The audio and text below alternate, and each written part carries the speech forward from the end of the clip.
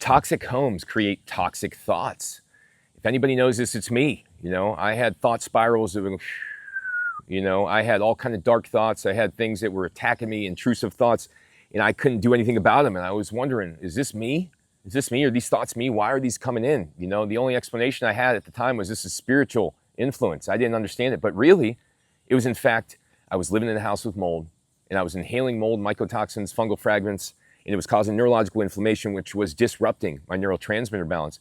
And this would cause me all of these excesses in certain neurotransmitters would start firing signals, and all of a sudden I'm thinking thoughts I don't want to be thinking. They sound darker, they sound quicker, I don't feel like I can defend myself against them. They're coming at me, right?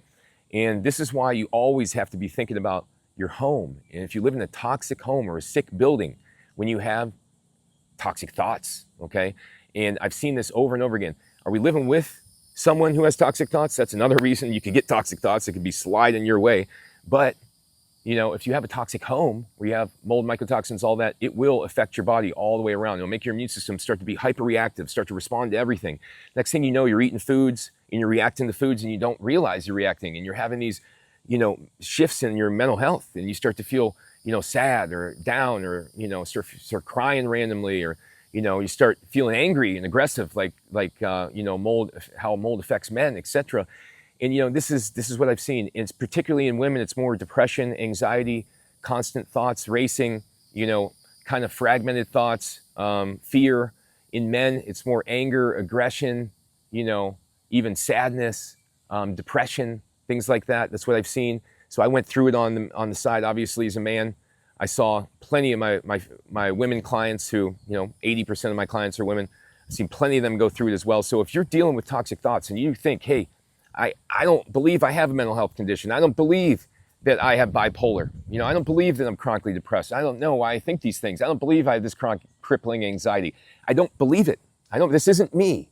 This isn't me. I know this isn't me. If you know, just like me, that wasn't you, then you got to start investigating what you're doing, how it's triggering it. And if you're being exposed to mold, you got to look at your diet too. You can't be eating nuts and seeds, gluten, processed food, too much meat, dairy, eggs, all that food in excess. You can't be doing that and expecting your mental health to improve, especially if you're living in a toxic home, because you'll start reacting negatively to all those things, or some of those things, and then you'll start having issues breaking a lot of them down, and it will cause you symptoms.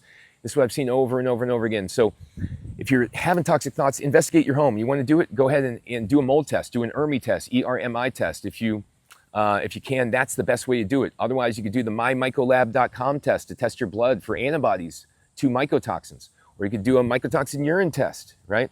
But typically the antibody test is the best if you really are wondering how to investigate if mold is causing me these issues.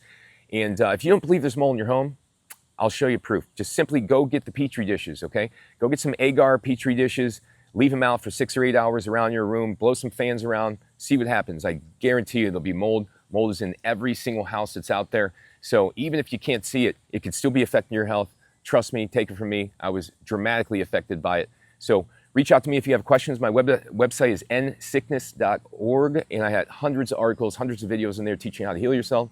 Take care.